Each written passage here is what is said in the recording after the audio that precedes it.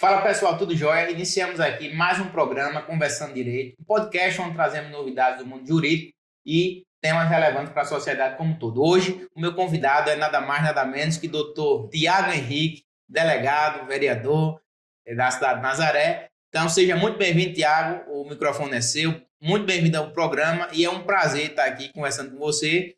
E desde já agradeço pela aceitação do convite e vai estar aqui aberto o programa para mais vezes a gente poder estar conversando. Olá, Gil. Olá a todos que nos assistem. Primeiramente, agradecer o convite, te parabenizar pelo programa. Realmente um formato muito bem feito, diversificado. Eu tenho acompanhado, então te parabenizar pela iniciativa aqui em Timbaúba. É um prazer estar de volta aqui. Eu trabalhei aqui durante a pandemia, fiquei 3 meses Sim. trabalhando aqui e estar de volta aqui é um motivo de muita felicidade para mim. Não, a satisfação é toda minha. A gente teve uns hiatos aí, né? A correria. A gente tentou marcar algumas vezes, mas devido aí à imprevisibilidade do meu trabalho, né? Muitas vezes a gente tá num dia mais tranquilo, de repente as coisas viram de ponta cabeça. Hoje eu trabalho em 2 cidades. Eu sou titular de Buenos Aires. Sim.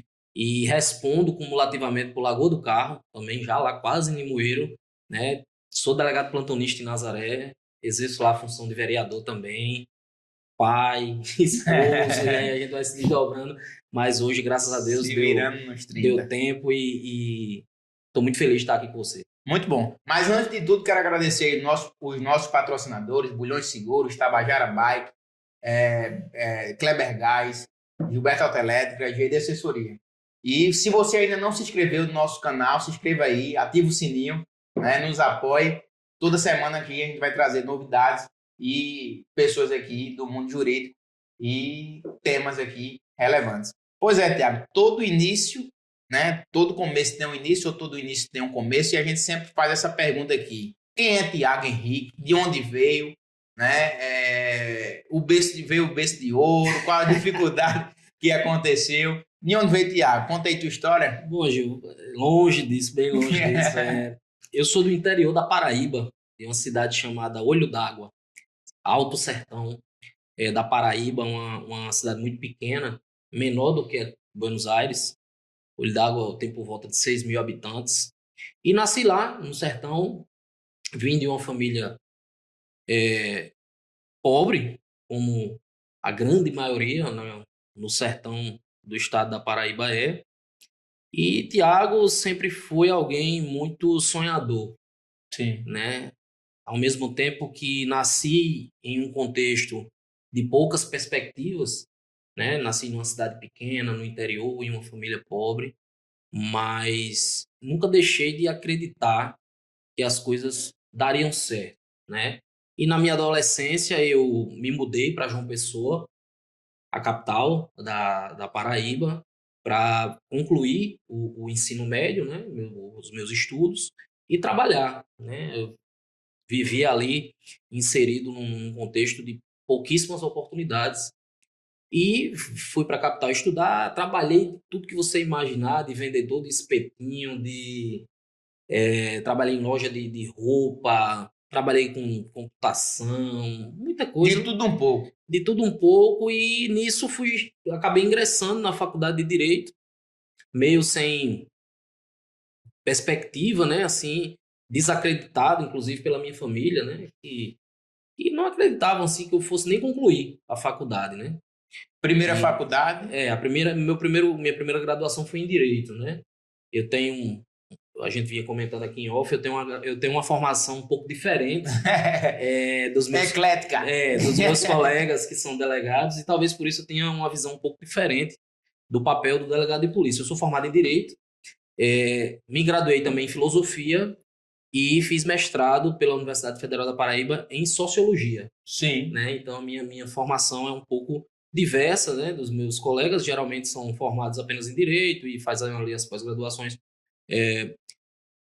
segurança pública. Na parte de segurança pública, Direito criminal, essas coisas. A minha formação já foi bem diferente, o que me permitiu ter uma visão diferenciada do papel do delegado de polícia na sociedade, né?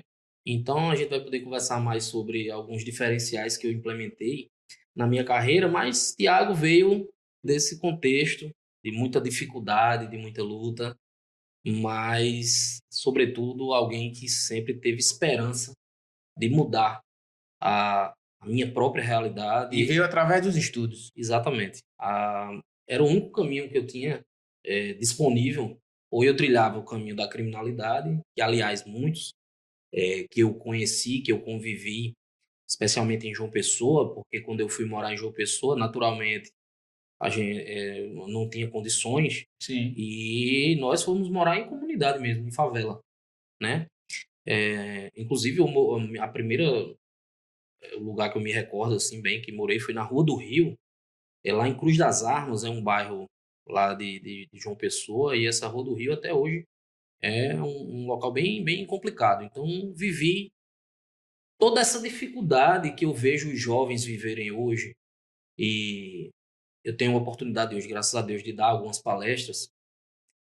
Eu sei bem o contexto que eles vivem, sobretudo o jovem que estuda ali em escola pública, que não tem tanta condição, porque Nem muitas oportunidades. nem muitas oportunidades, porque eu vim exatamente desse contexto. Mas eu também sei que é possível a gente trilhar um caminho diferente. Muitas vezes há o argumento de que as pessoas são levadas ao crime. Eu até concordo em parte com essa afirmação. Acho que a falta de oportunidade contribui, mas ela não é determinante, porque a partir do momento que você tem força de vontade, você começa a correr atrás dos seus objetivos, as coisas acontecem, mesmo diante de todas as dificuldades. Então eu vim, Thiago veio exatamente desse contexto, não nasceu em berço de ouro. Muito pelo contrário, as coisas sempre foram muito suadas, muito lutadas, mas isso dá um gás, né? um sabor diferente e um olhar diferente para onde a gente está hoje. Muito bom, muito bom. E a questão da profissão de delegado, que te fez levar? Não, comecei direito e tal, agora eu vou... Já é um sonho de criança, ou tu não esperava, assim, foi, rapaz, eu trilhei e agora vou estudar. Cara, eu vou te contar uma história bem engraçada. Eu sou delegado hoje por acaso. Eu fazia concurso para juiz, magistratura e Ministério Público. Eu já vinha bem. Para os que não conhecem como funciona um concurso de juiz, de promotor, é composto de várias etapas, né? Prova objetiva, prova subjetiva. Se for para juiz, prova de sentença, Sim. civil, criminal, e aí vem a fase oral e tudo. E eu já estava numa pegada de concurso que eu já estava chegando na fase de sentença, fui para a prova oral em Alagoas, fui para a prova oral para juiz em São Paulo, e eu já vinha assim, já naquele ritmo de estudo muito forte, e eu sabia assim que a qualquer momento iria acontecer a minha aprovação. A gente nunca sabe quando vai ser aprovado no concurso, aliás, a regra é reprovar, porque a aprovação a gente só precisa de uma, então a regra é reprovar, a exceção é passar, porque você só precisa passar uma vez. E eu já vinha muito nesse ritmo. E aí abriu o concurso em 2016 para Pernambuco, de delegado de polícia. E hoje minha esposa, mas na época minha namorada, disse, por que tu não faz esse concurso para delegado? Eu disse, para delegado? Não, tá doido, cara. Conversa com polícia. Eu nunca nem gostei de arma, velho. Pelo contrário, minha namorada, na época que hoje é minha esposa, ela sempre gostou de arma. Sim. Porque o pai dela é policial, meu sogro. É policial já há 35 anos. E eu nunca gostei, não, que polícia e tal. Quem estuda para magistratura e para Ministério Público tem esse olhar com reserva. Discriminar. Um preconceito mesmo com a polícia. Dizer, não, eu quero não, tal, tô quase aprovado aqui para juiz. E aí, ela insistiu, não, aqui vizinho de casa, porque você tá no concurso em Alagoas, tá num concurso em São Paulo, e eu tava em um no Paraná também. Sim. Todos eles para juiz. E ela disse, mas aqui vizinho, por que tu não vai fazer? A gente passa o final de semana lá, vai no Outback, comer uma costela, porque lá na Paraíba não tem, né? Na João Pessoa não tem. Agora que vamos abrir lá. Sim. Aí, não quero saber disso, não, foge o meu foco aqui, porque eu nunca estudei as peças para delegado, né? Porque a prova de delegado também tem a parte prática das peças, né? E eu estudava sentença, estudava as peças para juiz. E ela me inscreveu sem eu saber, cara, pro concurso. Meu sogro, minha sogra, aliás, tem uma loteria, ela, casa lotérica lá. Sim. Ela foi, fez minha inscrição, gerou o boleto e pagou. Aí depois é que ela me disse, rapaz, eu não disse a tu que eu não queria fazer essa prova. Não, mas a gente vai lá, passa o final de semana, vai ser bom e tal. Beleza. Aí foi, a prova era daqui uns, sei lá, uns 3 meses. Eu esqueci, velho, da prova. Esqueci completamente. Fui focar minhas outras coisas. Quando foi uma semana antes do concurso daqui, um amigo meu ia fazer para perito. Inclusive, ele é padrinho do meu casamento. Ele é professor de biologia e ia fazer para perito aqui. E aí ele ligou para mim. Aí disse, Tiago, tu já viu o lugar que tu vai ficar lá em Recife? Em que Recife? Da prova, pô, semana que vem eu... Rapaz, esqueci completamente como é que pode um negócio desse. Aí eu disse, bicho, eu não vou fazer não, pô. Ó, falta uma semana só, nem estudei as peças. Aí lá vem minha namorada. Não, rapaz, faça, dê uma olhada aí, você pega as coisas rápido. Aí eu fiz, beleza. Tava na pegada. Aí eu disse, eu vou dar uma olhada aqui nessas peças. Eu vou estudar aqui. Aí eu me lembro que eu estudei interceptação telefônica, estudei pedido de prisão preventiva. Eu estudei somente umas 3, 4 peças de um universo de 30 que podia cair. Aí eu disse, ó, é o seguinte, se cair interceptação telefônica, prisão temporária, prisão preventiva, ou um relatório aí de indiciamento, eu sei fazer. Qualquer outra peça que cair, eu não vou nem tentar. Eu fecho a prova e vou embora. Não, tá bom. Aí a gente foi. Eu já estava numa pegada muito grande para concurso de juiz, então as primeiras etapas não tive tanta dificuldade. Né? Tive uma nota muito alta na parte objetiva. Na parte discursiva, que também eram 5 questões discursivas, também me saí bem. E aí, quando eu abro a peça, a questão era exatamente a interceptação telefônica. Aí eu disse, rapaz, aí fiz a peça. Era pra ser. E aí passei. Fui chamado para a academia de polícia e aí eu disse, não, eu vou assumir o concurso, porque já está garantido, né? Vou nomeado. E aí eu pego uma cidadezinha pequena e vou continuar estudando para ser juiz, que é o que eu quero. Meu pensamento foi esse durante toda a academia de polícia. Sim. E não tem nada de errado nisso, porque tem colegas meus que fizeram isso. E fui pra academia. E aí, quando eu entrei na academia, já passei a gostar mais um pouco, tal, aquela coisa, fui tomando gosto. E aí, quando a minha primeira lotação, ao contrário do que eu estava querendo, que era uma cidade muito pequena, eu peguei Caruaru. Meu Deus do céu. E eu fui delegado da maior delegacia em área territorial do estado, que é a 89DP do Salgado. Só o bairro do Salgado, ele tem quase 100 mil habitantes, lá em Caruaru. E a delegacia tomava conta da metade da cidade, a 89. Então eu caí exatamente nessa delegacia. De paraquedas. É um pavor, assim, dos delegados, porque tem muito trabalho. Rapaz, e quando eu entrei... Novinho, sangue novo. Aí eu comecei a gostar da função mesmo. Sim.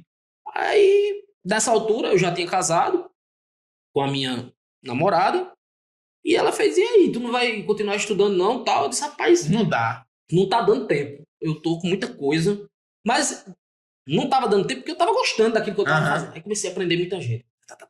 E era operação, não sei o que, 3 meses, eu entrei como delegado substituto, um delegado adjunto, na 89. Com 1 mês de polícia, eu deflagrei uma operação lá de posto de gasolina que saiu até no Jornal Nacional. Deu uma... Aí, o povo todo, tal, aí saí, fui logo promovido, entre aspas, né, para titular de uma outra delegacia, também Caruaru, da 90, e coordenador dos plantões. Que eu era realmente aquele cara que dava sangue ali e tal. E então, eu vi que esse era o meu lugar. Então, se você me perguntar hoje se eu queria ser juiz, se eu queria ser promotor, não. Tenho o maior respeito pela magistratura, tenho o maior respeito pelo Ministério Público. Sim. Por todas as carreiras jurídicas, procuradoria, defensoria, mas eu me achei na polícia, no lugar que eu estou. Eu não estou na polícia por conta de uma falta de opção, digamos, intelectual, porque quando eu fui aprovado para a polícia, eu já estava muito próximo de passar para juiz. Se eu tivesse continuado mais alguns meses, eu certamente teria passado, e algumas pessoas da minha família insistiram nisso, uns amigos que hoje são juízes, vários, eu tenho muitos amigos que são juízes, na Paraíba, no Paraná, em Alagoas, no Piauí, São Paulo, que disseram, porra, por que tu não continuou? Tal, eu disse, porque eu me encontrei, velho. Eu encontrei o lugar aonde eu me realizei. profissionalmente. E eu não me imagino hoje numa outra profissão que não a de delegado de polícia. Então foi mais ou menos aí. E é muito massa, porque assim, a tua história é muito. O avesso de muitas outras, né? Que, poxa, sonhava ser polícia, eu estudava para aquilo, na verdade, tudo foi tudo ao contrário. Não, eu me deparei com muita gente na academia, na academia de polícia, os caras, porra, meu sonho, não sei o que e tal. Aí vinham falar comigo naquela empolgação, vivendo o sonho, e eu. Do não, nada. Pô, tô aqui passando uma chuva só. Não quero isso aqui pra mim, não sei o que. Os caras, é mesmo? Eu disse, pô, eu quero não. Eu vou estudar pra juiz, é o que eu quero e tal. Entrei aqui por acaso, não sei o que. E todo mundo naquela empolgação. Todo mundo não, mas a grande maioria queria muito estar ali. E eu não. Tanto que eu tô aqui por conta da minha esposa, pô. Exatamente. Eu tô aqui, minha esposa me escreveu na força, mas a Bíblia diz que a mulher sábia edifica a sua casa. Edifica a sua casa. E a minha esposa, ela foi sábia e foi usada por Deus, na verdade. Hoje eu tenho essa compreensão, depois de tudo, que, na verdade, tudo conspirou, colaborou para eu estar exatamente onde eu estou hoje e plenamente realizado, podendo ajudar a fazer justiça, porque o delegado de polícia, ele é o primeiro garantidor dos direitos. E era uma das perguntas que eu queria te fazer, realmente, na tua concepção de mundo, né? Tantos estudos de filosofia, sociologia, e muitos polos em comuns, era justamente essa pergunta que eu queria te fazer, na tua concepção, o que é ser um delegado? Cara, um delegado é o primeiro garantidor dos direitos e garantias fundamentais. Nós somos os entes estatais e fazemos a primeira análise jurídica da situação do indivíduo naquilo que é mais caro a ele, que é a sua vida e a sua liberdade, né? Então, eu vejo o papel do delegado de polícia hoje como um papel fundamental na realização da justiça. A gente tem que perder de vista algumas coisas, algumas ideias que ficaram preconcebidas da polícia, sobretudo agora, nesses últimos anos, onde a gente viveu uma polarização política muito grande. Que é o que a gente vai começar sobre política já. De que a polícia é aquele que é o justiceiro, é aquele que quer prender por prender, sabe? Sim. É aquele que que bate, aquele que tortura. E eu acho que minha concepção de polícia não é essa. Sobretudo a polícia judiciária, que é a polícia que eu faço parte. Então, nós lutamos muito para ser reconhecidos como carreira jurídica. A Constituição de Pernambuco reconhece os delegados de polícia como carreira jurídica, a legislação federal também. Então, a gente tem que se afastar dessa pecha de justiceiro, sabe? De que é aquele que vai prender, vai bater, vai atirar. Não, velho, nosso papel é outro. Nosso papel é de avaliar juridicamente a situação do indivíduo que está preso. Que a mídia, infelizmente, pega situações específicas, né? Específicas, manipula da forma como quer e a gente é visto hoje num papel muito secundário, na minha opinião.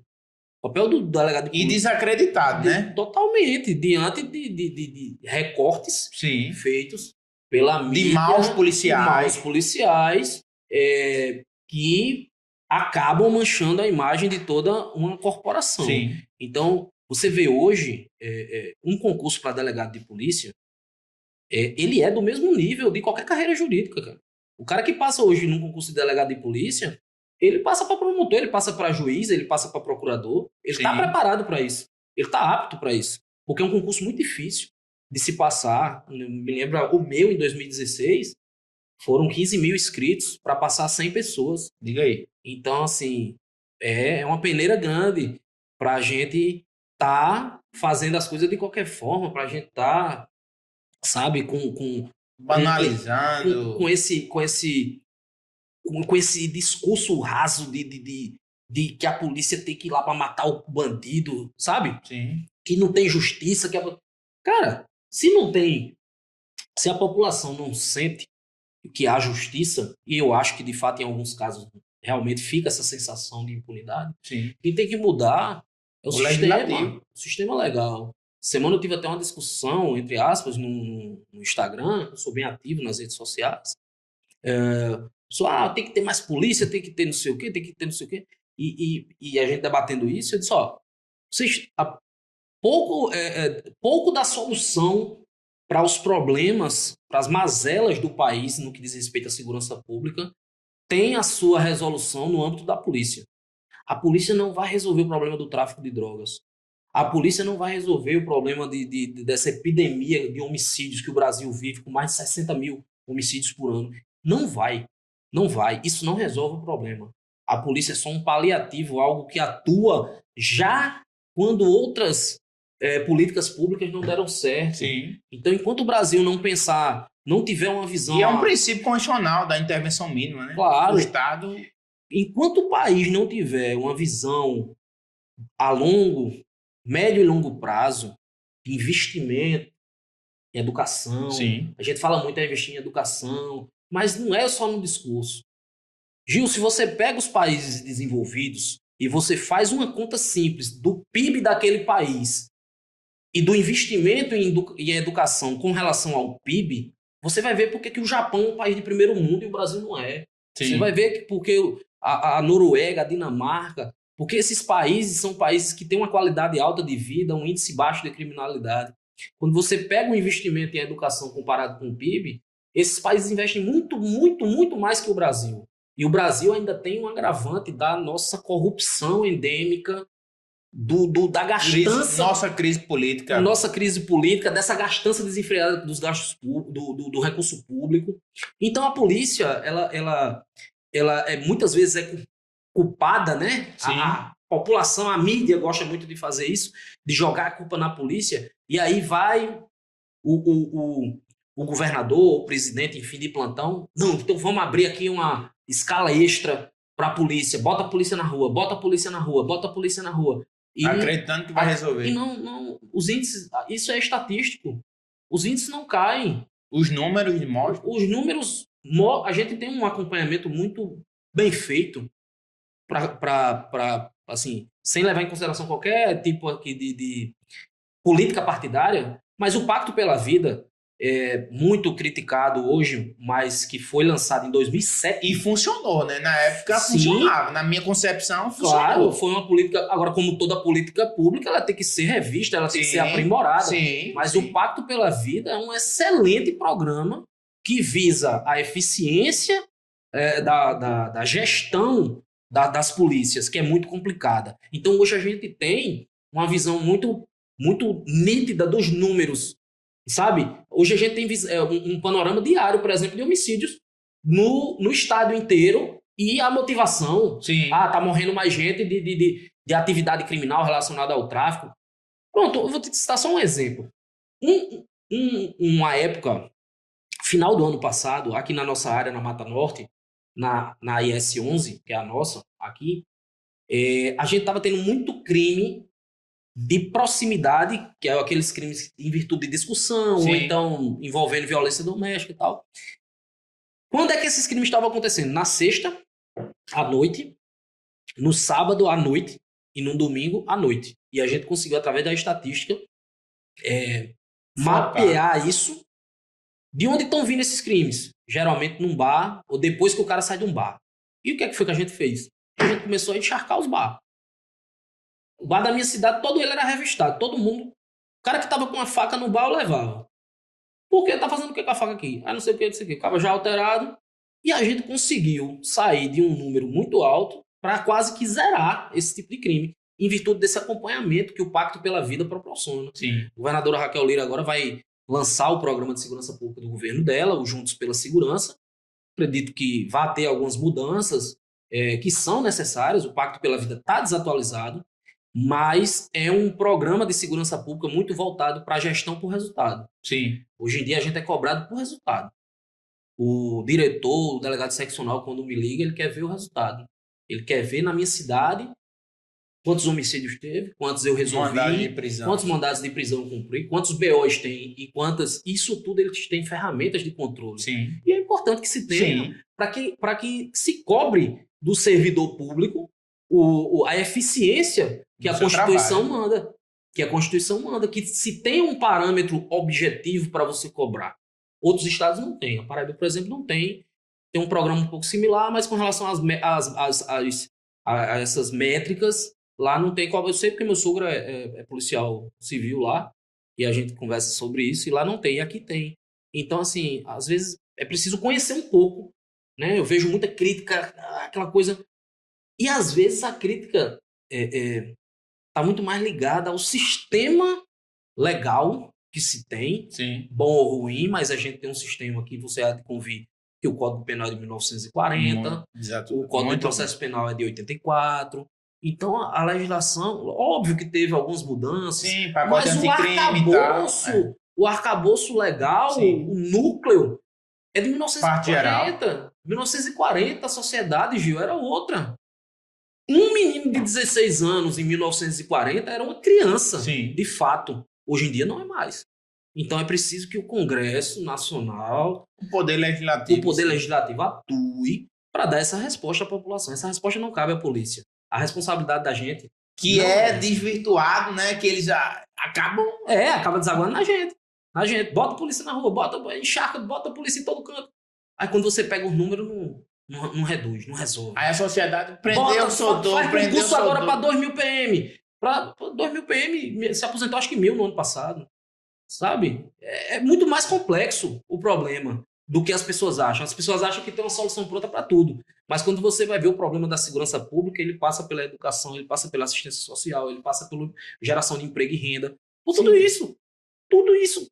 Ah, não, mas o cara entrou no crime porque quis. Eu concordo. Ele entrou porque quis. Mas Vamos ver o ambiente estava propício ali a ele entrar. Talvez se ele tivesse uma oportunidade, e a gente vai poder falar um pouco de política, e durante a minha atividade parlamentar na cidade, a coisa que eu mais busco é gerar oportunidade. Acho que a oportunidade pode mudar uma vida de uma pessoa. A oportunidade pode mudar tudo se a pessoa souber aproveitar a oportunidade. Tem aquele ditado: o cavalo selado só passa uma vez. E a pessoa tem que estar pronta para pegar o cavalo quando ele passa selado. Então, eu acho que o poder público tem esse papel de ser um gerador de oportunidades. O poder público, o Estado, não tem que estar intervindo na vida do cidadão.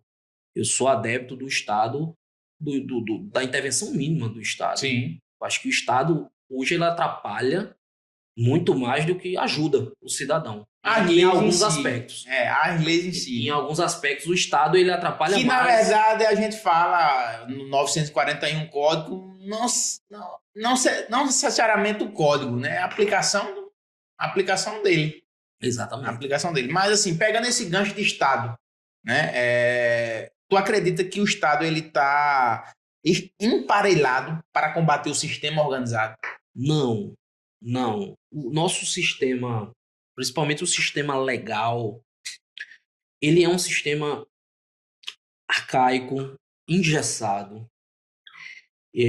Eu comparo os nossos mecanismos de investigação com mecanismos de outros países, né? A gente gosta de citar muito os Estados Unidos, mas tem outros países da Europa e tudo que respeitam as garantias individuais, os direitos fundamentais, mas tem ferramentas eficientes, né? de investigação, do devido processo legal.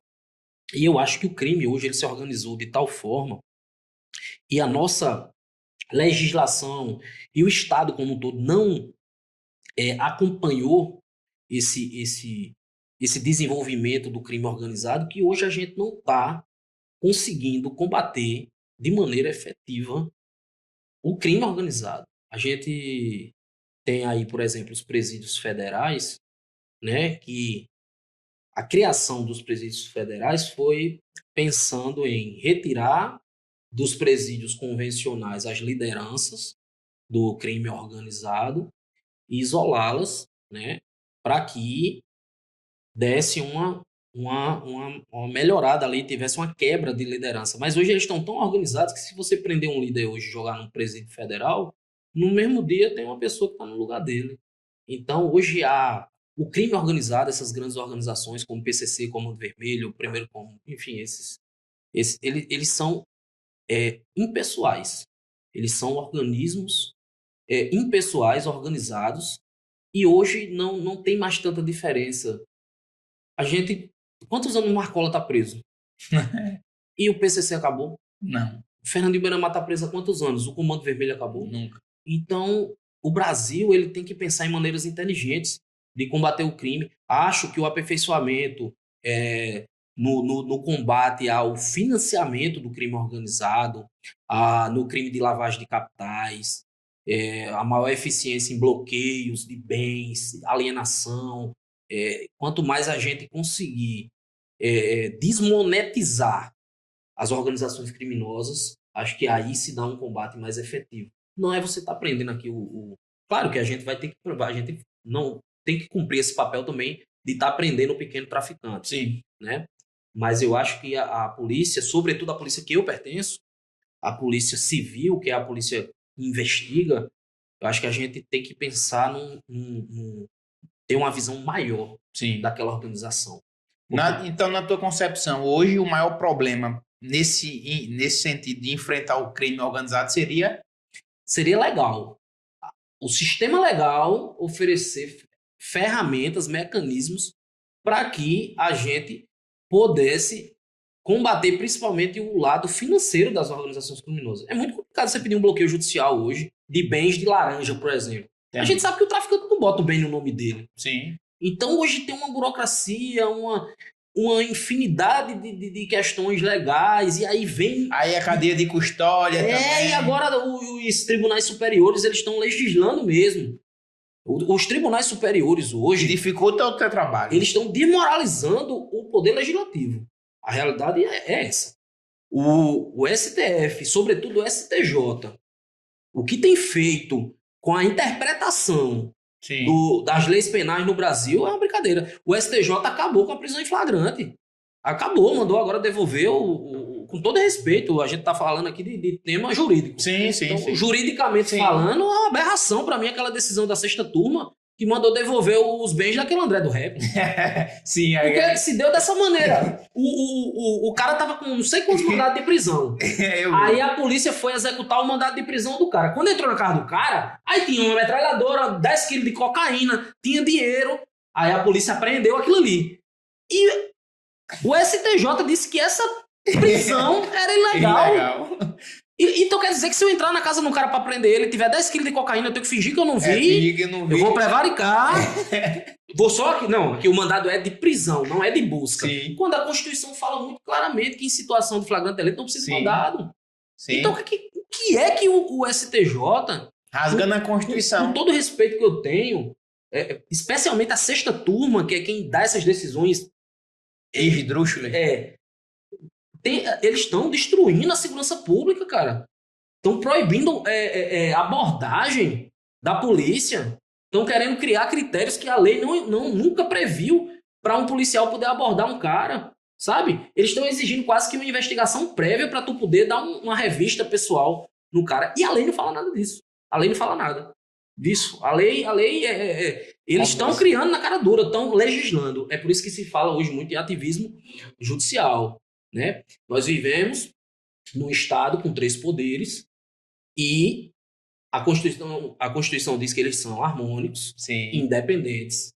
Só que, quando um desses poderes se sobrepõe ao outro, isso é muito prejudicial. Por exemplo, numa monarquia, o poder executivo ele se sobrepõe aos demais. E o rei ele tem o poder absoluto. É por isso que é ruim o sistema monárquico. Tem muito poder concentrado. Então, é perigoso. Quando o judiciário passa a se sobressair sobre os demais poderes, e a Constituição prevê vários mecanismos de freios e contrapesos, né? O check and balance, que como se fala na Constituição norte-americana. E um desses poderes está se sobrepondo muito ao outro, isso é prejudicial. Porque um dia o STF vai dar uma decisão que te agrade. Não, é isso aí. Gilmar Mendes é o cara, Alexandre de Moraes é o cara, mas esse é o mesmo cara que amanhã vai dar uma decisão que vai contra o que você acredita, contra o teu direito. Já não vai ser mais bom. Fundamental. Então já não é mais bom. Então é muito perigoso. É muito perigoso a maneira como o judiciário tem se portado, e me preocupa mais ainda a maneira como o legislativo tem aceito todo tipo de decisão judicial, todo tipo de imposição pelo Poder Judiciário, invadindo claramente competências de legislar. A gente tem hoje um Poder Judiciário que legisla mesmo. Então, isso é muito perigoso. E eu acho que o Congresso vai ter que dar um freio. E não é dar um freio porque quer, é porque a Constituição manda que se dê. A gente vive realmente essa insegurança jurídica e um retrocesso, né, jurídico. Faz uma loteria. Né? Pois é, pega nesse gancho de crime, de crime e de segurança pública, na tua opinião e na tua concepção, o que gera o aumento da violência? Cara, o aumento da violência, ele é multifatorial.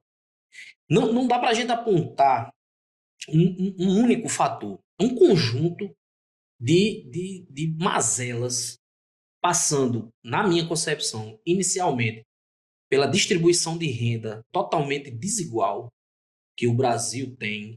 O Brasil, as pessoas aplaudem muito o capitalismo, né? Aquela coisa, mas não, porque se o cara tem é porque ele mereceu, eu até concordo em partes com isso. Mas a gente tem que ter em mente que 95% da riqueza do Brasil está concentrado na mão de 1% das pessoas do país. Então, para mim, A desigualdade. a desigualdade social, cara, no nosso país é gritante. É assim, é algo que a gente às vezes está numa bolha. E quando eu tive a oportunidade de trabalhar na polícia, quando eu comecei, eu me deparei com pessoas em situação de miséria extrema, velho. Extrema. Pessoas. Cara, eu já fiz casos de pessoas, por exemplo, que nunca foram num banheiro na vida. Não tem vaso sanitário em casa. Nunca tiveram, senhores, senhorinha, idosos, zona rural. Dá pra imaginar, velho, tu com 80 anos nunca tomasse um banho de chuveiro na tua vida? Tu nunca fez tuas necessidades num vaso sanitário? A Sim. vida toda? Então, a desigualdade no Brasil é muito grande. E eu acho que o pontapé inicial para todas essas mazelas que a gente tem e para o aumento Da da criminalidade. criminalidade passa necessariamente pela distribuição de renda, a falta de oportunidade Sim. para os jovens, sabe?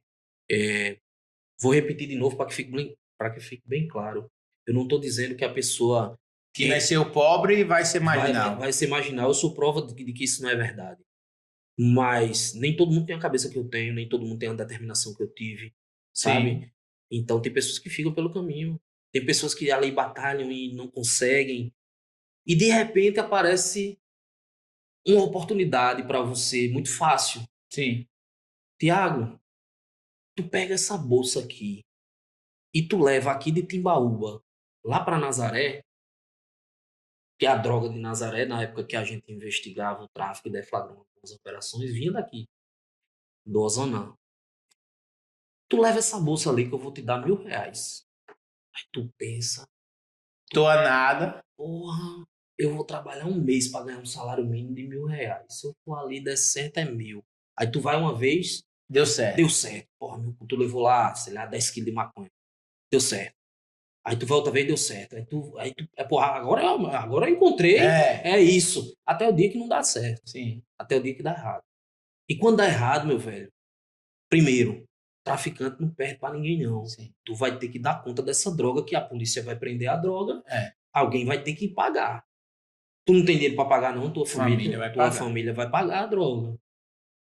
Tu pensa que tu tem amigo aqui, esses teus brothers, né, que estão ali no tráfico contigo, te vira logo as costas, não sabe nem quem é tu. E o cara vai cair lá em Limoeiro com mais 3.000 presos, tendo que pagar pra dormir, um pedaço de colchão pra comprar, que lá é tudo loteado. Sim. Então, assim, é uma vida aparentemente fácil, de resultados rápidos, e talvez por isso seja tão sedutora para os jovens. O ser humano, ele quer viver num estado de acomodação. Sim. A nossa E natureza. facilidade. E facilidade. É a nossa natureza. É muito mais trabalhoso a gente estudar, é muito mais trabalhoso a gente trabalhar, muito mais. O bom é o cara vender aqui 100 pedras de crack e ganhar R$ 1.000, o que o cara não ganha no mês inteiro. Mas será que vale a pena mesmo? Será que vale a pena, depois que tu cair numa cadeia, perder tua liberdade? O crime compensa? Cara, eu tenho... o que me preocupa muito, Gil, é uma visão romantizada da prisão que se tem hoje. Tem algumas pessoas, sobretudo mais jovens aqui fora, que veem a cadeia como uma coisa... Não, lá tá... Lugar de homem. É lugar de homem, eu como meu BO, É. não sei o quê. Meu irmão, nunca caiu numa cadeia, não sabe nem o que é. Quando Pois vai é. parar lá, aí vê que não é nada daquilo. Entendeu? Realmente a cadeia não é um lugar aparentemente muito ruim, não, para quem comanda, Sim. para quem tem dinheiro. Quem tem... Cai na cadeia liso, pra você É. ver. Meu amigo, aqui em Limoeiro os caras cobram um pedaço de colchão, é R$ 2.000. Espuma, aqueles caça-rato pra tu tá dormindo. Se não, dorme no chão, meu velho. Se tua família não levar uma feira pra tu lá, passa fome. Sabe o que é que eu digo muito nas minhas palestras, Gil? Quando eu vou dar uma palestra numa escola, eu digo, quantos aqui gostam da mãe? Aí o menino, todo mundo gosta da mãe. Se você cair preso, você sabe qual é o procedimento para sua mãe entrar numa cadeia? Não. Eu vou lhe contar. Primeiro ela vai ficar nua lá para fazer a revista íntima, que é para ver se ela não tá carregando droga nas partes íntimas. Sua mãe, viu? Vai ficar lá cocorada, nua. Vai ficar lá soprando para ver se não cai nada, para poder lhe ver depois de enfrentar uma fila e uma viagem para Limoeiro. É isso mesmo que vocês estão querendo? Enfim. Vocês estão achando o quê? Que é hotel? Quer que sua mãe passe por uma humilhação dessa? Então, se você não faz por você, faça por sua ela. mãe. Porque a sua mãe diz que não vai lhe visitar. Se você for preso, eu não vou não, mas a mãe vai. Vai. Porque mãe é mãe. Mãe é mãe. Eu já vi tantas e tantas irem. E às vezes que eu vou, às vezes, fazer interrogatório na cadeia, às vezes tá aquela fila. Elas com a feirinha para levar pro filho. Né? Às vezes o filho não vale nada, nem dá valor a ela, mas ela tá lá. Pois é. Então, se você tá aí assistindo, né? Não fizer por você, faça pensando na sua mãe. É um constrangimento muito grande para a mãe da gente tá indo numa cadeia para visitar o filho, cara. É muito constrangedor mesmo. Então, faça por ela, se você não faz por você. Pois é. Vou trazer agora um tema aqui que é bastante polêmico, né? Questão de arma. A gente vê aquela questão do nosso ex-presidente Bolsonaro, Lula e tal. Na tua questão, na tua visão aqui, sobre arma, a tua opinião, projeto de lei, todo cidadão tem que estar armado, tu entende que o cidadão de bem, o pai de família, a gente tem até projeto agora para advogado, né? Que eu não concordo, tenho a minha opinião própria, não concordo. Na tua visão, cidadão tem que estar armado, pai de família tem que estar armado. Eu tenho uma visão um pouco híbrida. Eu sou contra o porte de arma para qualquer cidadão. Eu acho que porte de arma, andar armado, transitar armado, eu sou totalmente contrário, porque eu acho que o brasileiro não tem essa cultura. O brasileiro não tem educação para utilizar uma lixeira, meu velho. No trânsito a gente também não tem. O brasileiro ele não sabe usar a lixeira. Tem uma lixeira aqui, aí tu olha pro chão, tem um monte de lixo. Pô, e não tinha uma lixeira ali, por que o cara não jogou lá? Então, a gente não tem educação para utilizar uma lixeira, vai ter para usar arma de fogo. Cara, se libera o porte de arma, é uma epidemia de assassinato, cara. A troco de nada, viu? Sim. Não é todo mundo que tem psicológico pra andar armado, não, meu velho. Dentro da polícia mesmo não tem. Não tem. Teve um caso aqui agora, do Macaparana aqui, não faz... Quinta-feira. Teve uma festa aqui. Sim. Teve um desentendimento lá, o policial que tava na festa, tava armado, puxou a arma, atirou e matou o cara. Diga aí. Dentro da festa. Aí foram investigar, tal, aquela coisa. O cara realmente parece que empurrou ele, deu nele e tal. Mas já era, velho. Perdeu a vida. O cara tinha 1 ano de polícia. Tem 1 ano de polícia. O cara que atirou. Quer dizer, eu não tô nesse caso, por isso eu posso comentar ele. Foi o que eu vi na mídia. Sim. Então, eu acho que o brasileiro, ele não tá preparado. Não, no caso, tu não é contra. Eu sou contra o porte. Agora eu vou lhe dar a situação da posse de arma. Buenos Aires, por exemplo, tem algumas localidades lá que eu demoro da minha delegacia para chegar nessa localidade, na zona rural, 40, 50 minutos. Se eu for acionado na mesma hora, Sim. vou para lá, 40 minutos. Eu acho que nessas situações, sobretudo de zona rural, eu acho que não seria desarrazoado a posse de arma. Você Sim. poder ter uma arma em casa. Por quê? O Estado ele não tem capilaridade suficiente para garantir a segurança, né? Não que a arma de fogo por si só ela garanta a segurança, mas talvez ela amedrontasse um pouco. Então, eu sou favorável ao quê? Exatamente nesse tema específico. Sou contra o porte para Mas é a favor da posse. Sou a favor da posse em zona rural, em localidade, e aí eu acho que teria que se ter de difícil acesso para a polícia. Teria que se ter um exame concreto da pessoa que está pedindo a posse de arma, né? Porque ele vai ter que apresentar a documentação para você conceder. Então, não tem nesses casos, aí tem que ter tudo certinho. Qual é o grande problema que eu vejo na questão do CAC, né? Que nesses últimos anos aí teve um aumento. Se popularizou muito e a gente só vê um lado. Muitas pessoas só veem um lado, que é o lado dos caras que são CAC e tal, que são preparados para andar armado, aquela coisa. Mas a gente tem que ter em mente que muitas armas legalizadas foram parar na mão do tráfico, na mão do crime organizado. Fuzil, cara, você era CAC, você podia ter 10 fuzis. Sim.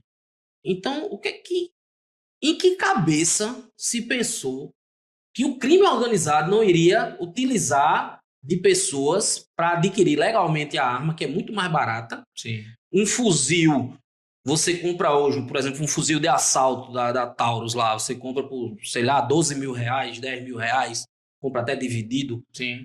Se tu compra um fuzil desse no mercado negro, é 70 mil, meu velho. É 100 mil um fuzil.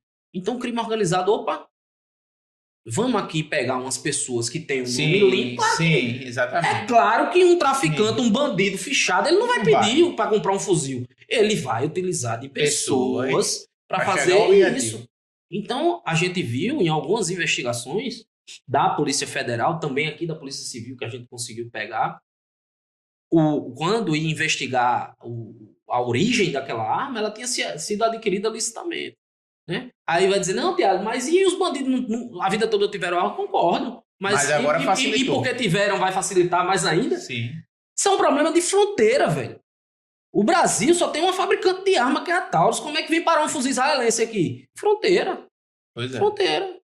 Tem que investir em patrulhamento de fronteira. Vai ser o quê? O Brasil é um país com dimensões continentais. Tem que investir em tecnologia, tem que aparelhar o Exército, a Marinha Aeronáutica, a Polícia Federal, a PRF, que trabalha ali na fronteira. O Brasil não produz 1 grama de cocaína. O Brasil não é produtor de cocaína. Sim. E como a gente tem tanta cocaína aqui, entra por onde? Fronteira. Então, quer fazer a coisa correta, não é você liberar a compra de arma. Não é você, agora todo mundo pode ter arma, porque eu não acho que é por aí. Entendeu? O bandido, ele não vai deixar de ter arma. Sendo legal, sendo ilegal, eu vejo assim, umas discussões na internet muito toscas, muito toscas, assim. E aí? E os bandidos vão entregar a arma? Não vão, cara. É por isso que a polícia tenta pegar, é por isso que tem a lei. Não dá pra gente aqui parar. O desarmamento... Agora, faça essa pergunta pra a família de quem já morreu na discussão do trânsito. Sim. O cara vai lá, te fecha, buzina. Cara, quantas vezes eu não já tive no trânsito por conta de uma besteira, o cara se exalta. E hoje eu ando, meu carro é blindado, hoje em dia, em razão de algumas operações que eu fiz anos atrás, e assim, mexi com gente grande mesmo, me ameaçaram de morte e tal. E às vezes eu tô lá no carro e tá o cara lá, sai do carro, babando, por conta de uma besteira, às vezes um negócio que ele mesmo tá errado. Então ele nem sabe quem é que tá no outro carro, né? Aí pensa aí num estado que todo mundo tá armado. Diga aí. Pô, aí o cara se discute, desce o outro, pô, matou o cara. Acabou a vida do cara, acabou a vida dele mesmo. Porque assim, o cometimento do crime, nesse tipo de situação, Gil, ele é algo ali do momento. Do momento. Não é o cara que... Eu vou sair de casa e vou matar alguém. Não, o cara tem uma arma, de repente se envolveu na discussão, como aconteceu aqui com esse policial. Eu não acredito que ele tenha saído de casa Sim, para sim. matar ninguém. Estava armado, estava numa festa, se envolveu numa situação, não teve o equilíbrio emocional necessário na hora. Falando em equilíbrio emocional, a polícia, principalmente policial, o cara tem que ter um... Cara, eu acho que a polícia tem que investir muito nessa área. Velho. Eu acho que a gente começou a abrir esse debate da saúde mental dos policiais. A gente vê falar, né? Mas eu acho que ainda falta ações concretas para preservar a saúde mental dos policiais. Você veja a tragédia que aconteceu daquele soldado lá que invadiu o batalhão, matou. Sim. Ele matou a mulher, né? Primeiro, e depois foi no batalhão, matou uma major e um tenente. Então, quando acontecem essas fatalidades, eu já tive colegas mesmo que se suicidaram, alguns. Teve um delegado que ano passado trabalhou comigo em Caruaru, ele se matou lá no plantão de Vitória, se trancou lá no gabinete, se matou. Então, eu acho que tem que a gestão, né, o Estado, ele tem que ter um olhar mais atencioso para a saúde mental dos policiais. Por quê? Porque a gente vive com uma ferramenta que é muito fácil eu me matar ou eu matar outra pessoa. Sim. Eu tô com uma arma 24 horas na cintura. Então é preciso, eu acredito, uma reformulação completa das políticas no que diz respeito à saúde mental. Não dá pra gente ficar aguardando ter tragédias como a que aconteceu lá na região metropolitana pra gente começar a refletir nisso, né? Então, foi até falado por esse novo comandante da Polícia Militar, que assumiu agora no governo Raquel Lira, que ele queria uma psicóloga para cada batalhão e tal. Eu acho bacana. Agora, vamos ver se realmente que é necessário, eu não tenho dúvida. Mas vamos ver se vem, né? Porque, assim, os recursos são limitados. Então, o governante, ele trabalha com prioridade, né? Que deve ser. Que então, deve ser a psicologia. Cara, eu acho que tem que ser. Porque, cara, o equilíbrio do policial, ele é tudo. Do ser humano, né? No ser humano, mas do policial, que ele atua ali numa profissão muito complicada. Pressão, tá. Muita pressão, muita cobrança. A gente tem muita cobrança por resultado. Cara, quando morre alguém, meu irmão, se acontecer um feminicídio, meu irmão, é um Armagedon, velho. Há 2 anos, faz 2 anos que teve um homicídio lá, um feminicídio na minha cidade. Cara, eu acho que eu só não recebi ligação do governador. Mas o restante, e aí já pegou o cara, e não sei o quê. Pô, meu amigo, uma pressa secretaria da mulher, ONG, não sei o que, da Margarida, ligando e tal, e eu, pô, não tava conseguindo nem trabalhar, pô, de tanta gente. Pô, velho. Não, a gente tá atrás. Então, assim, se você não tiver equilíbrio emocional, cara, você não exerce não, velho. Por isso que a gente tem um índice alto de depressão, de ansiedade, no serviço policial. Minha esposa está concluindo agora a segunda graduação dela em psicologia, e a pesquisa dela é justamente nessa questão da saúde mental dos policiais. Então ela até estava conversando com ela, cara, é epidemia. Se pegar o Rio de Janeiro, meu irmão, é uma loucura. Então eu acho que a gente tem que avançar muito. Falando nessa questão, a gente pegando esse gancho, tu teve algum conflito? Fala aí sobre algum conflito que se teve, né? Durante o trabalho, como tu lida com isso? Teve alguma... Acredito que ameaças, né? Cara, ameaça de morte já teve um monte. Né? Ontem eu recebi uma. sem brincadeira. Então, assim, teve já, e a gente tem que aprender a lidar com isso. A gente não aprende isso na academia de polícia, a gente aprende isso com o tempo. Anos atrás, eu prendi eu e minha equipe e tal, mas acaba que eu fiquei mais exposto nessa situação por eu ser o delegado, né? Então a gente aqui está mais à frente. E eu prendi, a gente efetuou a prisão de um grupo lá em Caruaru, envolvido com tráfico de drogas e assalto a banco. E o cabeça desse grupo era um sargento da Polícia Militar. Caramba. Ex-sargento, né? Ele perdeu o emprego dele. Depois dessa operação, ficou preso aí uns 4 anos, acabou conseguindo um habeas corpus, aí hoje ele tá respondendo. Foi condenado, né? Acho que há uns 15 anos. Cumpriu 4 e meio, não sei, saiu. Mas aí a gente começou a cascavear mais coisas relativas a esse pessoal. E aí descobrimos aí plano mesmo, tal, não só para me matar, para matar o juiz também, enfim, tal, muita Caramba. coisa.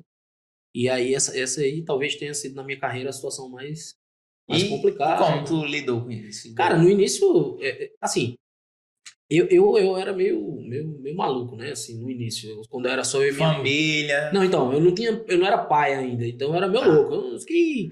Não, mas que porra nenhuma, esses caras, não, que nada. Aí se vier, a gente resolve também, né? Daquele. Pô, aí minha filha nasceu, né?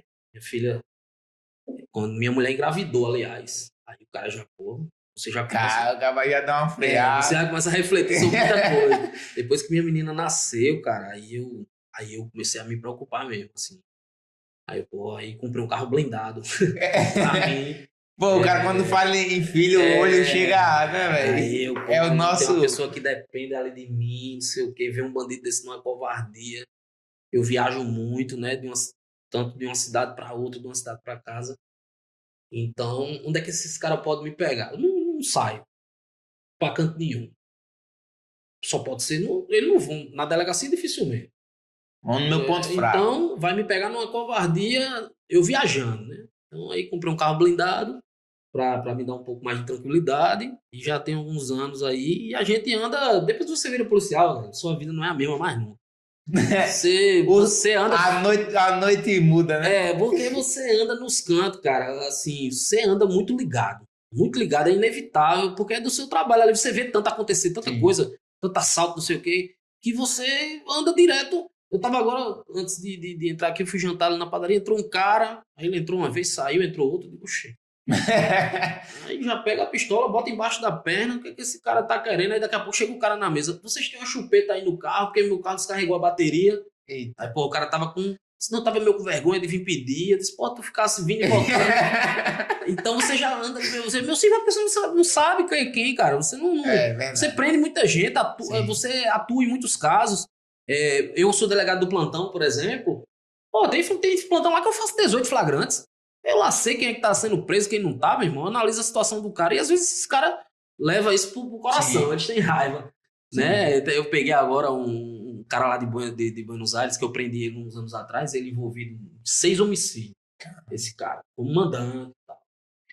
Aí esse cara, ele começou a falar, meu irmão, na rede social da galera da cidade. Ele fez um Facebook pra ele de dentro da cadeia. Caramba. E começou a galera fazer aniversário. Ele, parabéns, não sei o que e tal, tá lembrado de mim? Sou fulano de tal. Aí a galera foi na delegacia me denunciar. Pô, o cara tá dentro da cadeia, meu irmão. Aí eu fui e mandei um ofício para o diretor lá do presídio Limoeiro. Disse, esse detento aí tá com celular, meu irmão. Tá em rede social, tá ameaçando outras pessoas, deve estar... Aí aprenderam esse telefone desse cara. Aí quando eu pedi a extração pro juiz, né, para o doutor Felipe, quando ele foi ver a extração, meu irmão, tinha umas 25 conversas dizendo que ia me matar. Caramba. Ia me matar, ia matar o prefeito da cidade, porque o prefeito não deu o advogado a ele. Vê só. Ia matar, não sei, ele vai matar todo mundo. Então, porque na cadeia eles falam o que quer, né? Aí, então, como é que você lidar com essa situação? Como é que eu encaro? Eu não desacredito, claro que não. Sim. Você tem que levar a sério aquilo ali. Mas também você tem que dar um desconto, porque às vezes tem bandido que gosta muito de ficar se pabulando ali pro outro, tal. Então você fica ligado na história, entendeu? Fica ligado, fiz o que tinha que fazer. Sim. Mandei, dei conhecimento ao juiz, o juiz transferiu ele de unidade prisional, colocou ele no RDD, ele hoje está isolado.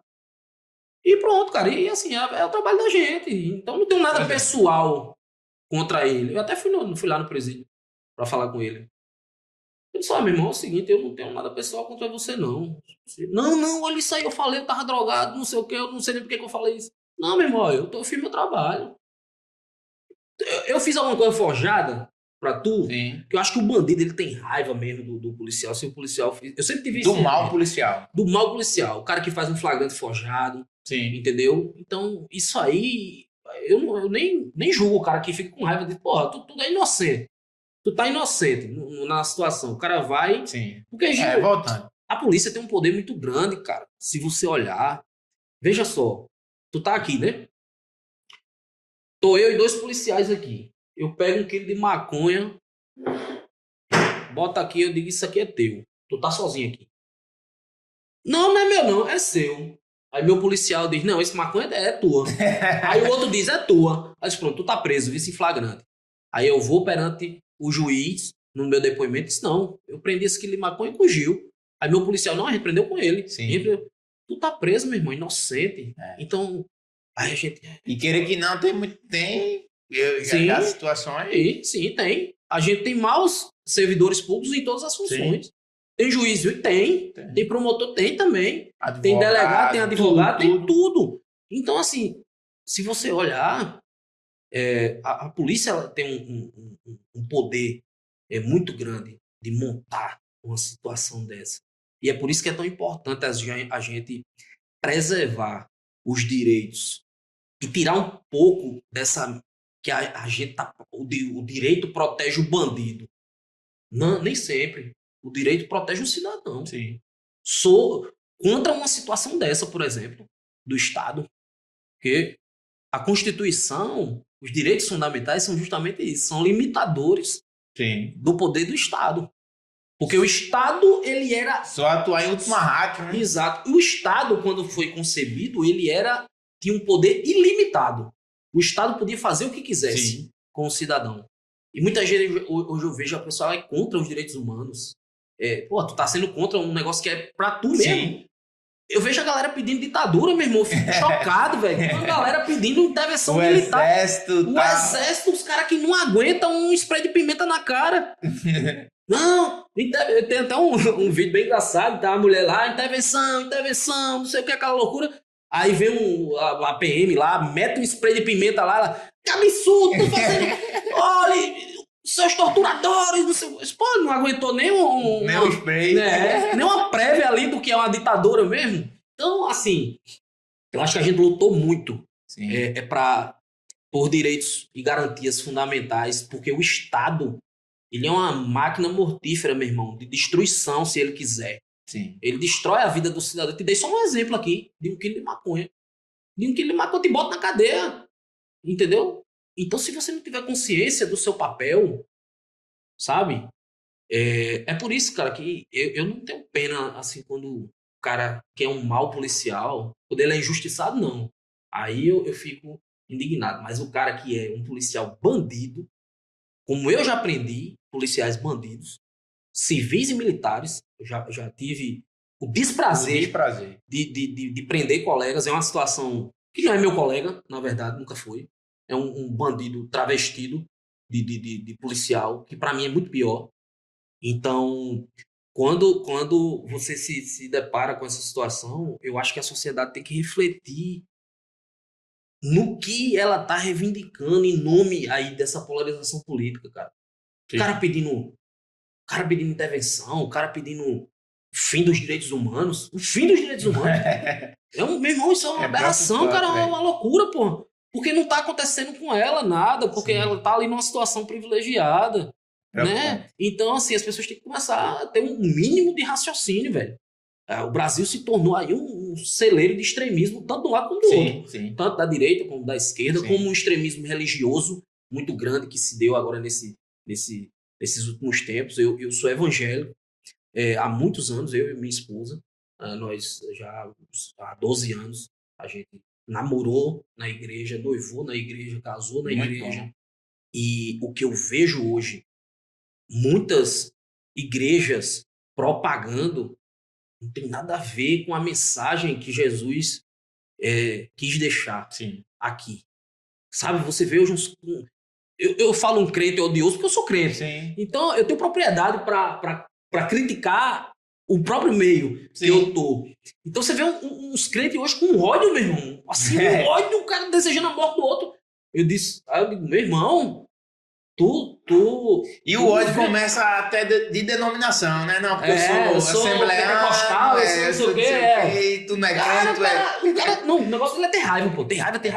E quando você vai ver, cara, a história de Jesus era o oposto disso, cara. Jesus veio pregar o amor. Jesus veio... Mandamento, né, velho? Amar o próximo como a si mesmo. Pô, Jesus veio para os que estavam à margem da sociedade, né? Às vezes o pessoal vem... A gente tá num debate assim, mas... Eu disse, e aí, meu irmão, tu acha que se Jesus voltasse hoje, ele ia estar na tua igreja? Porque na minha ele não ia, não. Na minha ele não ia, não. Ele ia estar onde ele sempre teve, meu irmão, na Cracolândia, sabe? Nos prostíbulos. Era ele. Quando veio, ele veio pra isso, cara. Ele, pelo contrário, ele... Não veio pros sangue, ele combateu os religiosos da época. Combateu. E foram os religiosos que condenaram ele, que torturaram ele, inocente. Então, quando hoje eu vejo a galera... pena de morte, não sei o que, sabe? Esses TikToks aí que viraram deputados. E eu olho, cara, assim, eu vejo. E aí quando o cara vai ver, pastor fulano. Vê só. Pô, então, o Jesus que eu li a respeito dele, ele foi morto, torturado, injustiçado. E hoje eu vejo os caras que se dizem mensageiros dele, pregando a mesma mensagem que há 2000 anos crucificou ele. Então eu vejo um contrassenso muito grande hoje. E é isso que o extremismo... Fariseus, exatamente. Mudou só os nomes, tá ligado? Mudou os nomes. Hoje a gente conhece por outros nomes, mas a essência é a mesma. Sim. A essência é a mesma. Então eu de fato fico muito preocupado quando eu vejo alguns discursos de ódio, né? Religiosos, assim, os caras... Eu disse, pô, como é que esse cara, meu irmão, é pastor, entende ali o que tem ali? Quer dizer, já leu, pelo menos, a mensagem e tá ali propagando esse tipo de coisa. Então, acho que o extremismo de qualquer âmbito, ele é muito perigoso. Muito perigoso. Pois é, bicho, aqui a conversa tá muito boa, velho. E a gente vai ter que depois marcar outra situação aí. Mas, falando nisso, além de delegado... Tu é vereador, né?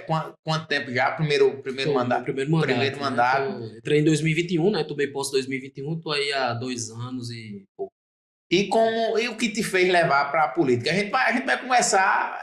Eu vi aqui agora, a gente tá com uma hora já de podcast, mas tá muito bacana. Mas assim, delegado, vereador, política...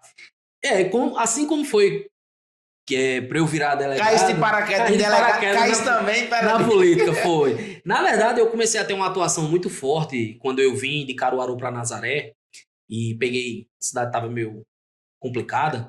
E aí eu tenho um perfil muito de ir pra rua e de interagir muito com a... Pegou a faculdade de Sociologia, a mestrado de Sociologia, aplicou... Eu apliquei porque eu vi na rede social uma ferramenta de aproximar a população.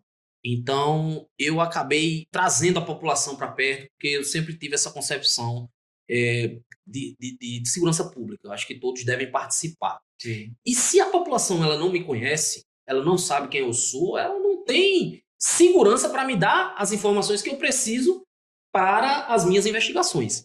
Então, como é que isso acontece? É uma relação, cara. As pessoas têm que te conhecer. Sim. Só me conhece se eu for para a rua. Sim. Eu respeito meus colegas que atuam de forma diferente, mas tem delegado que não bota o pé fora da delegacia. E eu acho que não pode, não é algo correto. Na verdade, pelo menos para mim não funciona. Eu tenho que ir para a rua, eu estou à frente sempre na minha equipe, eu não mando ir, eu vou com eles. E aí a população começou a ver, pô, o delegado estava aqui, não sei o quê, veio fazendo umas intervenções, eu mesmo que vou cumprir o mandado, às vezes eu que vou intimar, não sei o quê, e aí começam a me dar as informações que eu preciso. Então, peguei Nazaré numa situação muito crítica. O outro colega tinha um perfil totalmente diferente do meu. Cada um faz o seu trabalho, tenho muito respeito a ele. Mas eu comecei a fazer esse trabalho. Sim. E a população começou a gostar e os índices de criminalidade caíram drasticamente. Para você ter uma ideia, quando eu assumi Nazaré tinha uma média de 40 roubos por mês. Quando eu deixei Nazaré, eu deixei com 1, 2, 3. E eram pessoas que não eram de lá. Porque o que é que acontecia? Quando alguém de lá assaltava, ou roubava, ou furtava, eu rapidamente ficava sabendo. Entendi. Porque a população vinha e me denunciava de forma anônima. Aí eu, ia lá, pegava o cara. Sim. Aí eles começaram a ver que não era muito negócio mais estar roubando em Nazaré. E eu tenho parâmetros muito claros da minha atuação em qualquer cidade. Eu vou assumir Vicência agora. Vou sair de Lagoa do Carro, vou para Vicência. Vou ficar com Buenos Aires e Vicência. E quando eu assumir Vicência, eu vou fazer exatamente o que eu fiz em todas as cidades que eu trabalhei. O que é que gera, na minha opinião, sensação de insegurança na população? Roubo e furto. Sim. Roubo e furto. O cara paga um consórcio de uma moto, uma dificuldade danada, vem um bandido rouba. O cara divide um celular em 24 meses, vem um bandido rouba. Aí tu fica sabendo, pô, tua vizinha comprou um celular, foi roubada. Teu vizinho comprou uma moto, foi roubada. Então aquilo gera Sim. um clima Revolta. Exato, e de insegurança. Agora, se tu perguntasse à população, assassinaram um traficante, morreu. E a população não se importa, a realidade é essa. Se Pra matar. gente é importante, é claro que eu Sim, vou atrás sim. de saber, é meu papel. Mas pra população, o que que gera insegurança? Roubo e furto. Sim. Roubo e furto. Perturbação na cidade. Perturbação na cidade dá a impressão que a cidade não tem dono, velho. Sim. Roncador, som, não sei o quê. Às vezes a galera, pô, esse delegado fica se ocupando em prender roncador de moto. Não, cara, porque a sensação, isso tudo tá ligado à sensação de segurança Sim. da população. Então eu foco nisso. CVP. Eu, inclusive, estou dirigindo agora uma força-tarefa de crimes violentos patrimoniais aqui na região da Mata Norte. A gente já fechou aí 30 inquéritos de várias cidades, com prisões e tudo. Porque eu tenho uma atuação muito forte nessa área de crimes patrimoniais, porque eu acho que é o que gera insegurança. Então eu trabalho muito nisso. Quando eu chego na cidade, eu encharco. Eu encharco quem tá roubando, velho. Quem tá roubando tem que parar. Esses caras que são viciados em crack, que estão furtando, tem que parar. Por quê? Para gerar uma tranquilidade na população. Então, em Nazaré eu fiz isso. E aí a gente caiu drasticamente o número de roubo. No interior se tem uma cultura muito de ficar na frente das casas, nas calçadas, conversando à noite. Sim. Nazaré ninguém ficava mais. E voltaram a ficar. E a população gostava, as pessoas que... Eu trabalho de porta aberta na delegacia, então qualquer um que chegou eu atendo. Não tem muita burocracia para falar comigo. Chegou lá, entrou, falou sobre... E a população foi gostando. Chegou na época da política, vieram vários convites de todos os candidatos a prefeito lá para eu poder me candidatar. E eu, muito relutante, tal, aquela coisa, não tenho dinheiro para política, não sei o quê, e aquela coisa. Ao mesmo tempo, eu tinha alguns projetos que eu queria implementar e não tinha oportunidade de implementar. Eu gosto muito de animais, então eu tinha vontade de ter um abrigo de animais. Eu queria ter algo voltado para concurso público, para jovens de baixa renda. Então foi imbuído nessa ideia que eu aceitei o convite para ser candidato a vereador.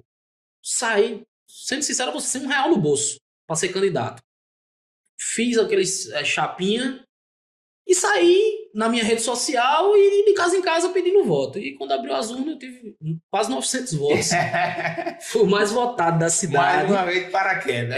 E aí, cara, eu consegui pôr em prática. E a gente vai ter a oportunidade de falar aqui. Eu vou até trazer umas fotos para você legais. Por exemplo, eu tenho hoje um projeto de estudos voltados para jovens de baixa renda para concurso. Muito bom. Por exemplo, Marcos, que é um desses jovens que fez parte, ele era borracheiro.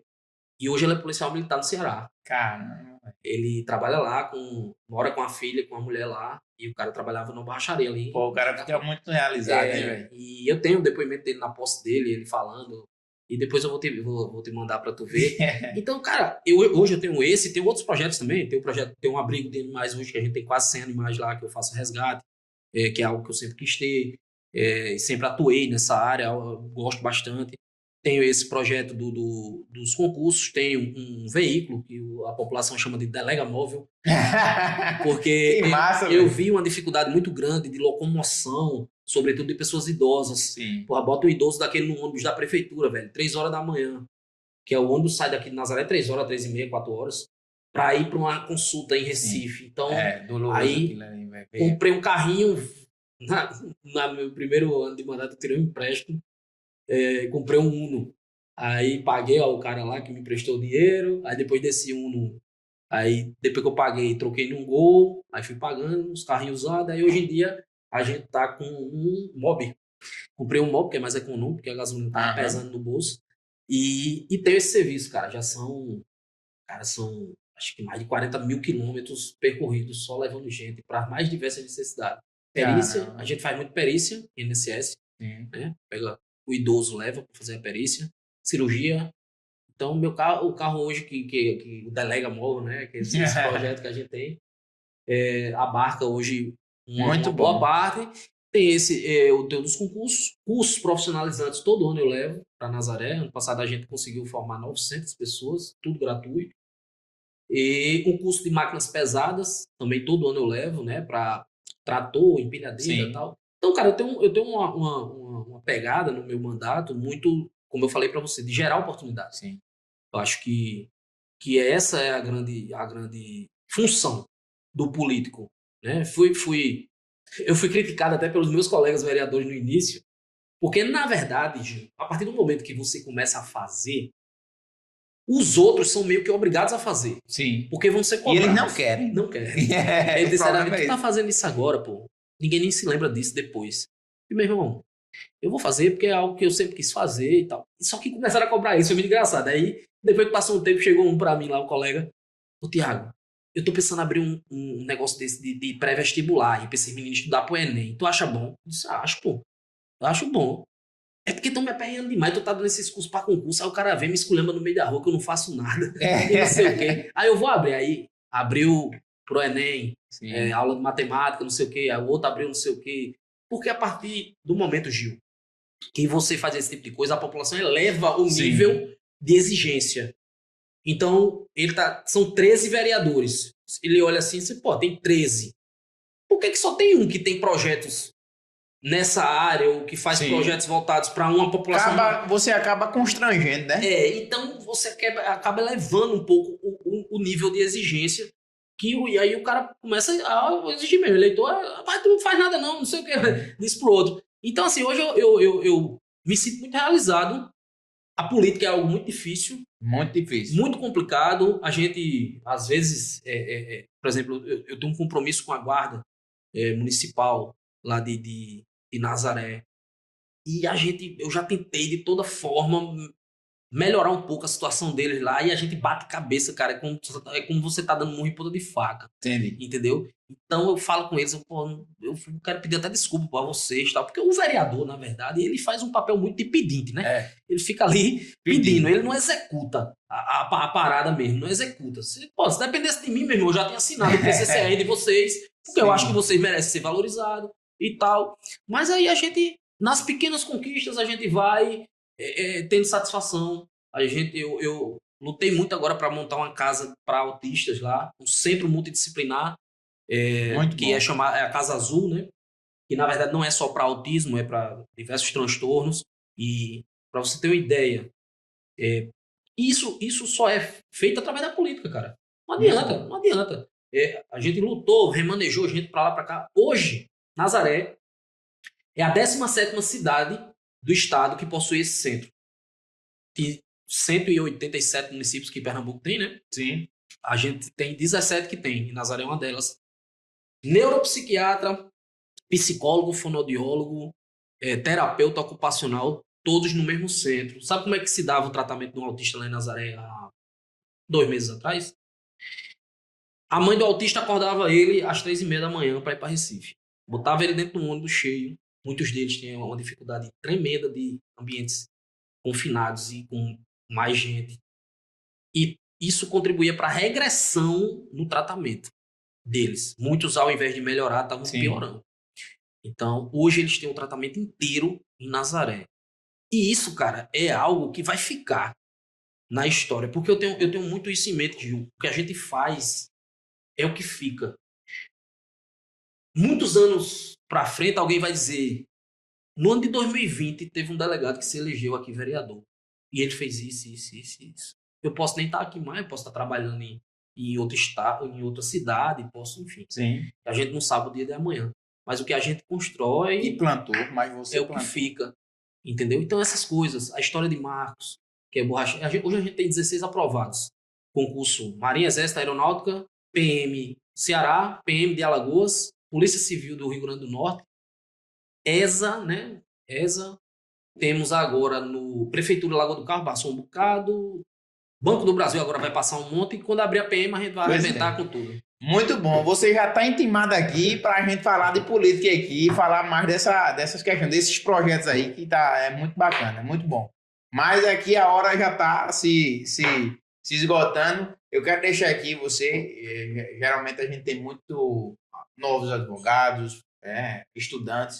Eu queria que você deixasse aqui, para a gente fechar essa participação, uma mensagem, o que é que você traz aí, né, para essas pessoas que estão estudando, que sonham também em ser um magistrado, um promotor, um delegado.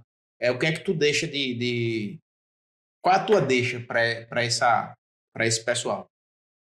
Primeiramente, agradecer você, Gil. Passou aqui mais de uma hora rápido. A conversa realmente foi muito boa. E para você que que sonha, que almeja um cargo público, a melhor palavra que eu posso deixar para você é teimosia. Teime, porque as circunstâncias vão te dizer que aquilo não é para você. E você, às vezes, vai até querer concordar. Não, ser delegado não é para mim. Ser juiz não é para mim. Isso é muito. Não é. Você é capaz. Você tem capacidade para chegar. Basta ter disciplina e basta teimar. Quando tudo estiver conspirando a seu desfavor, você, como eu disse aqui, a reprovação, ela é a regra. A aprovação é a exceção, porque a gente só precisa de uma. Então, a palavra para quem estuda para concurso é persistência. De fato, só não passa quem desiste. Concurso não é para o mais inteligente. Concurso é para o mais persistente. Então, persista, teime, insista, que você vai passar, que você vai realizar seu sonho. E uma hora vai dar certo. Vai dar certo. Pois é, Tiago. Rapaz, foi muito bom, muito proveitoso essa conversa aqui contigo e realmente tem uma bagagem imensa aí. Eu pensei uma coisa de Tiago e a realidade foi outra. Mas isso é bom, isso é importante, que a gente aprende e tua história é muito bonita.